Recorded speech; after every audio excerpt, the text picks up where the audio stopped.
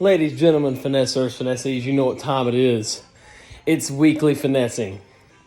I got a special guest on hand today. It's my little butterfly. Say hello, Boogie. Y'all know what time it is. Let's get it going. This week was something else, as are all the weeks in this mundane and ubiquitous league that we're in.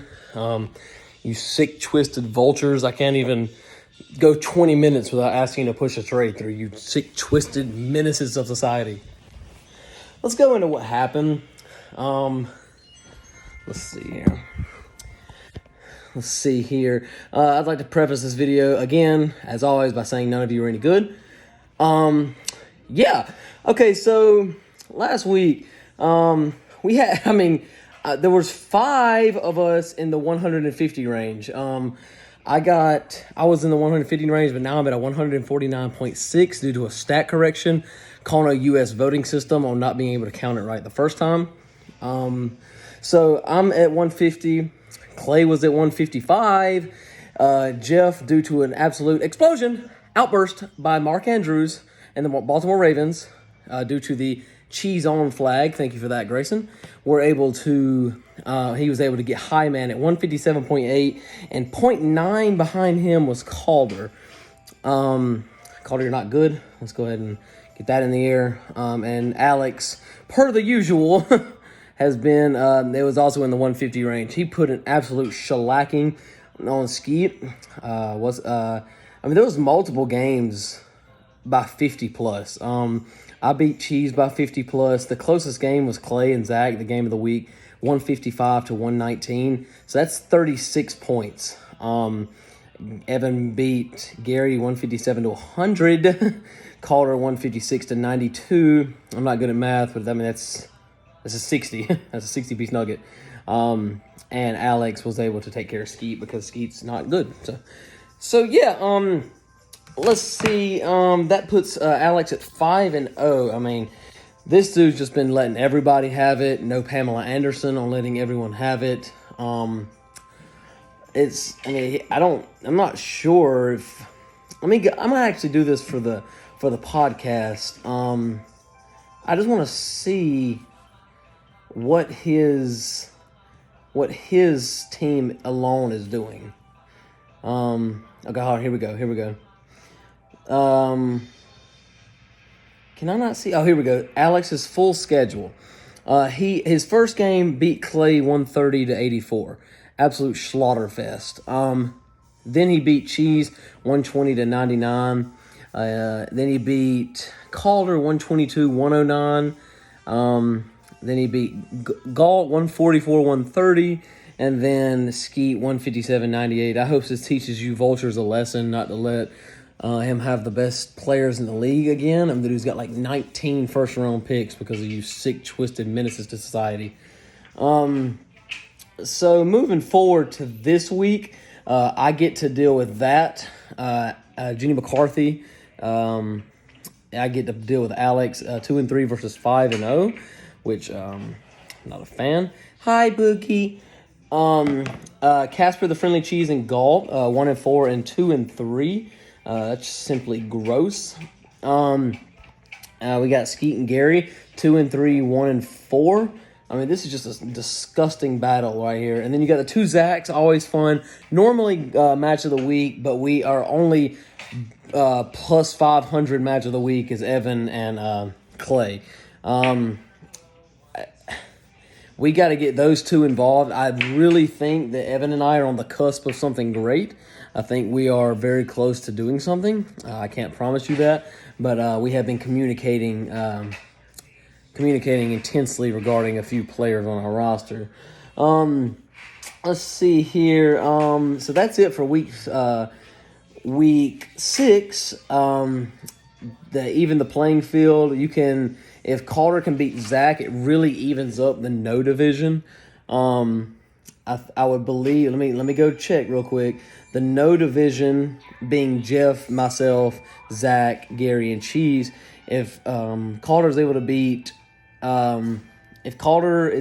Zach, and Evan and Clay's able to beat Evan, that would just probably push Clay and Alex almost to the point of getting close to not being able to get caught in the cheese division. And if Zach and Evan are able to be beat, then regardless of what happens in the other 3 games, we would still have a pretty tight division over there. It's all within 2 games on the no side, so no cheese. Right now, let's just real quick. The highest points against in the league is Zach. So it's impressive that he's 3-2. And the highest points scored in the league is Alex, followed by Evan, 3 points behind him, followed by Zach, 1 point behind him. So thank you for Mickey. Thank you for Mickey. Yeah, so that's where we are with that. And let's see here. Hi, there's Mickey Mouse. Hello. It's if a few things go the right way, the no division can get really, really tight, and the cheese division can get tight. But Alex, it's dependent on me to get Alex's first loss. He gets so spoon fed, I just doubt it's gonna happen. Around the league, around the actual league, Cardinals not good. They continue to get spoon fed.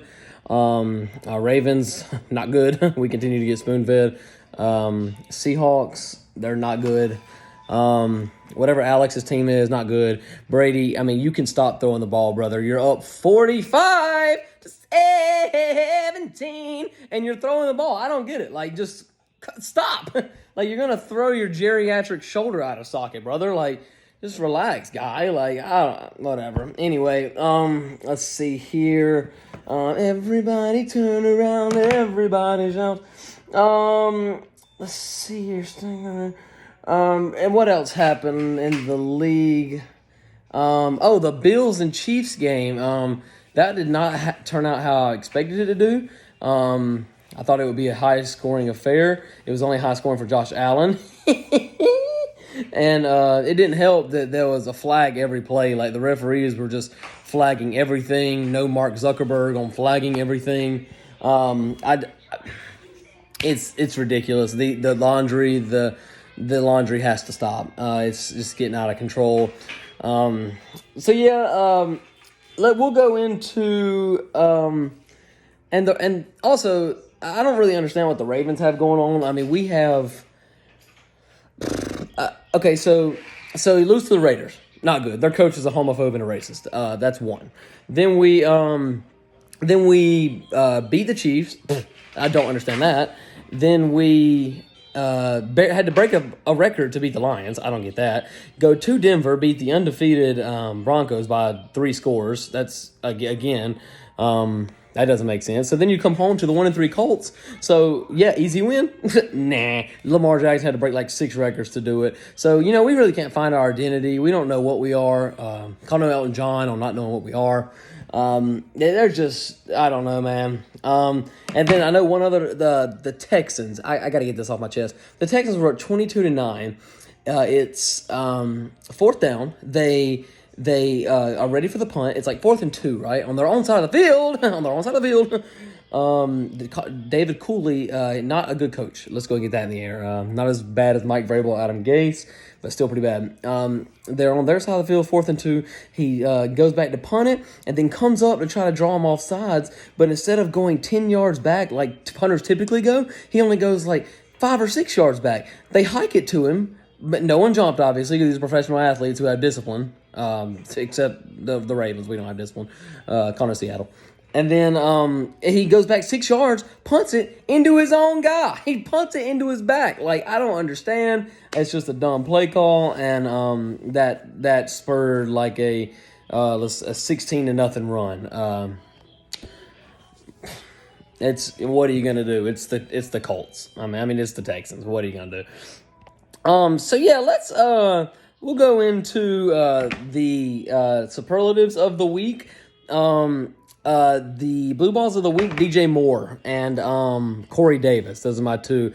DJ Moore, you're playing the Philadelphia Eagles, not awesome at football at all. So you would just assume that would be a chance to be on my 9/11 level Columbine Postal segment. But 3.8 points ain't it, Chief.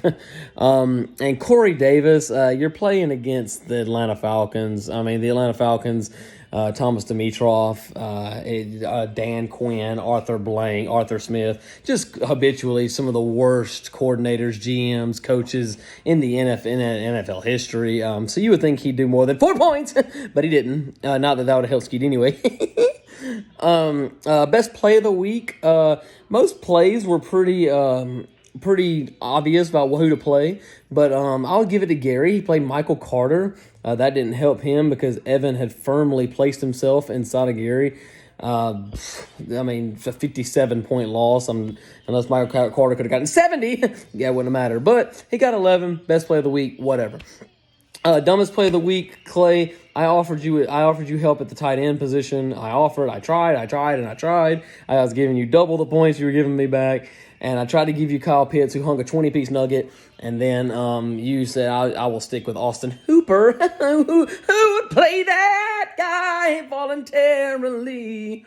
Who would play him voluntarily? Nobody. Austin Hooper, a solid... hold on, let me demonstrate what Austin Hooper... Here's what Austin Hooper did. Hold on. Wait 1 minute. Here we go. Hold on. Here we go. A giant egg. That's what Austin Hooper did. So, moving on from that, Clay, let us help you. I mean, even if someone offers you a trade where they're getting finesse, take it. Just take it. Like I was getting finesse, and now Mike Williams will never leave my team. So yeah. Let's see what else happened. Oh, and the Colts defense. Not real sure why you would play them at all against Baltimore, especially it being a Monday night game. You have literally every other game to choose from, and you chose Baltimore, who, I mean, Lamar Jackson by himself has more yards than 11 NFL teams. I don't know. I don't really get that part. So they got a minus 3-piece nugget. The biggest spoon feeding, Jonathan Taylor. The dude had like 13 carries for 50 yards. Very standard, really. But some laundry and spoon feeding got him down to the 1 where he was able to get in.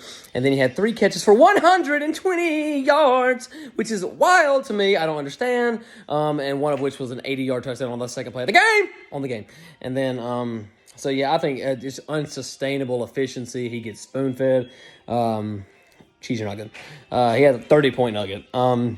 9/11 level postal, Columbine Postal at the QB position, Justin Herbert. The dude went wild. I'm not even going to go into detail. I don't have to go into detail. Honorable mention would be Lamar with 1 point behind Herbert. Clay had the Herbert. He also had the running back postal of the week, Derrick Henry. Derrick Henry has gone absolutely crazy this season, per the usual. And the fact I drafted Dalvin Cook over him makes me physically ill.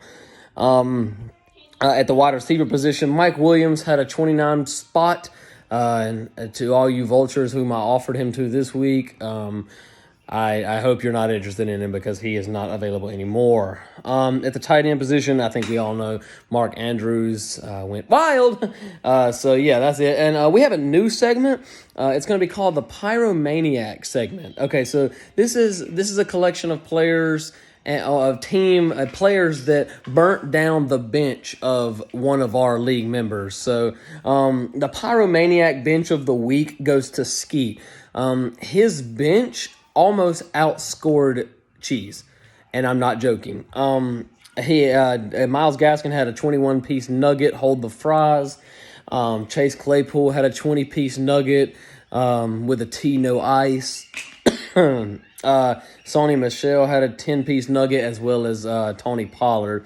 I mean, those people alone had 65 points. I mean, that beats the low man of all time. So Evan should be ashamed of himself. Evan, you need to step into my office. We have business to do. So yeah, that's basically all I got. Let's see. We can go into some of the trades that happened last week. You sick, twisted vultures. Okay, we had I I don't understand you people. Like, I just don't.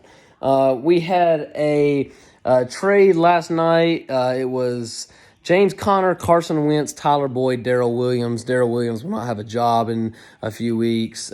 Carson Wentz shouldn't have a job at all. James Conner is part of the biggest split backfield in the league, Connor Browns.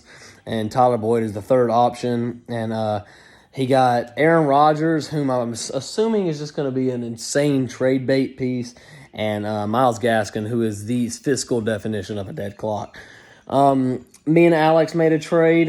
He was a little thin at the tight end position, so I gave him Kyle Pitts. I sold him higher than Sha'Carri Richardson's ever been. And then I got back Deontay Johnson, who's part of the most inept offense I've ever seen. This week he was a dead clock, but a 50-yard touchdown to Jonathan Taylor salvaged his week. Let's see what else happened. We had trade Saturday. Clyde Edwards-Helaire, between Skeet and Galt, by the way. Clyde Edwards-Helaire and Aaron Rodgers. That's who Skeet got. And Galt got Tyler Boyd, Joe Burrow, and Kareem Hunt. So he essentially traded back Tyler Boyd, got Aaron Rodgers right back, and gave away Kareem. Oh my goodness gracious! And gave away Clyde Edwards-Helaire, whose MCL left the chat. So what an absolute finessing due to injury! Incredible. I'm in shock. We also had a Adam Thielen and Dalton Schultz for Travis Kelce. Travis Kelce is a perpetual tight end 1, and I gave away tight end 4 and wide receiver 10. That's fair. Get over yourselves. Kick rocks if you don't like it. And honestly, gentlemen, that's about it. We did have a Stephon Diggs and Kyle Pitts for TJ Hawkinson and Calvin Ridley. This is earlier in the week. All 2 of those players have already been moved. I love it. With that being said, that's basically all I got. As far as my team, reach out. Anybody's open. The bank is open, baby. Stephon Diggs, Travis Kelce.